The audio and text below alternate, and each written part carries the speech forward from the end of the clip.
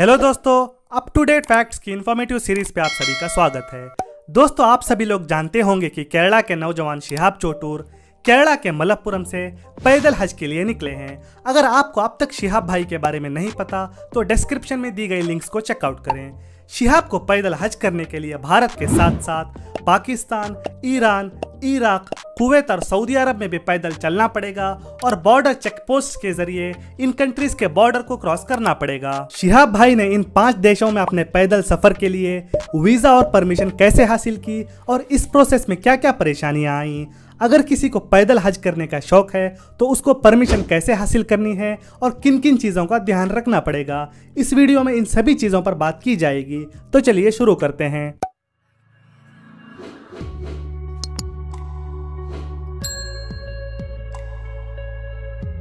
शिहाब केरला के मलप्पुरम से 3000 किलोमीटर से ज्यादा का पैदल सफर तय करके पंजाब के वाघा बॉर्डर के करीब पहुंच चुके हैं। इस सफर को शुरू करने से पहले शिहाब सऊदी अरब में काम किया करते थे।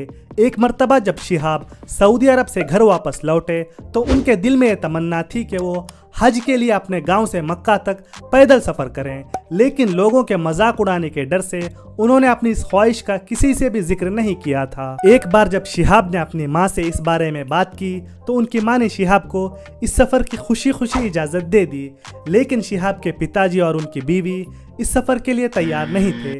काफी सारी कोशिश के बाद शिहाब अपनी पूरी फैमिली को इस सफर के लिए राजी कर पाए। फैमिली को मनाने के बाद शिहाब दिल्ली पहुंचे। दिल्ली में शिहाब को अपने सफर के लिए पेपर वर्क कंप्लीट करना था, क्योंकि मॉडर्न टाइम्स में इससे पहले किसी ने भारत से इन 5 कंट्रीज को पैदल क्रॉस करके हज नहीं किया था, इसलिए शिहाब किसी से इस सफर के लिए गाइडेंस नहीं ले सकते थे। इस कारण शिहाब को दिल्ली में काफी सारी परेशानियां पेश आईं। शिहाब दिल्ली में minister of state for external affairs V Muraleedharan और कांग्रेस एमपी शशि थरूर से उनकी रेसिडेंस पर जाकर मिले। दोनों लीडर्स ने शिहाब को मदद का आश्वासन दिया। इसके बाद शिहाब ने वीज़ा के लिए पाकिस्तान एम्बेसी विजिट करने की नीयत से पाकिस्तान एम्बेसी के सिक्योरिटी ऑफिसर्स को अपने पैदल हज का इरादा बताकर वीज़े की बात की, लेकिन कोई पॉजिटिव जवाब नहीं आया। इसके थोड़े दिन बाद शिहाब ने अपने भाई मनाफ को वीज़ा की बातचीत के लिए पाकिस्तान एम्बेसी भेजा, फिर भी कोई बात नहीं बनी। अब शिहाब ने दूसरी कंट्रीज के वीज़े की ओर ध्यान दिया। क्योंकि शिहाब सऊदी अरब में 6 साल काम कर चुके थे, इसलिए वहां का वीज़ा शिहाब को आसानी के साथ मिल गया। इसके बाद शिहाब ने कुवैत का ट्रांजिट वीज़ा लिया। ये भी शिहाब को आसानी के साथ मिल गया। ट्रांजिट वीज़ा उस वीज़ा को कहते हैं जो किसी कंट्री से गुजरकर किसी दूसरी कंट्री में जाने के लिए लिया जाता है। ये टूरिस्ट वीज़ा और विजिट वीज़ा से अलग है। इसके बाद जब शिहाब वीज़ा के लिए इराकी एम्बेसी गए तो वहाँ पर कुछ वर्क चल रहा था, इस कारण इराकी ट्रांजिट वीज़ा मिलने में भी थोड़ी देरी हुई, बट जनरली इराक का वीज़ा ज़्यादा परेशानी के बिना मिल जाता है। कुवैत और इराक दोनों कंट्रीज के ट्रांजिट वीज़ा की ड्यूरेशन 7 दिन है। अब शिहाब को ईरान और पाकिस्तान का वीज़ा हासिल करना था। ईरान का ट्रांजिट वीज़ा हासिल करने के लिए ईरान में ट्रैवल करने के बाद अगली डेस्टिनेशन का प्रूफ यानी उस कंट्री का वीज़ा भी चाहिए होता है। क्योंकि शिहाब ईरान के बाद इराक जाने वाले थे और शिहाब के पास इराक का वीज़ा ऑलरेडी मौजूद था, इसलिए ईरानियन ट्रांजिट वीज़ा भी शिहाब को आसानी के साथ मिल गया। ईरानियन ट्रांजिट वीज़ा की ड्यूरेशन भी 7 दिन है, लेकिन इसको एक्सटेंड कर सकते हैं। अब शिहाब को सिर्फ पाकिस्तान का वीज़ा हासिल करना था। पाकिस्तानी वीज़े को हासिल करने की 2 नाकाम कोशिशों के बाद शिहाब ने पाकिस्तानी एम्बेसी को मेल कर वीज़ा के लिए एप्लीकेशन डाला और एम्बेसी को विजिट करने की इजाज़त चाही। इस मर्तबा पाकिस्तानी एम्बेसी से पॉजिटिव जवाब आया। इस बार शिहाब ने पाकिस्तानी एम्बेसी को विजिट किया और पाकिस्तानी एम्बेसडर से मुलाकात की। पाक एम्बेसडर ने कहा कि इस सफ़र के लिए शिहाब को Indian minister of external affairs S Jaishankar के ऑफिस से एक लेटर प्रोड्यूस करना पड़ेगा।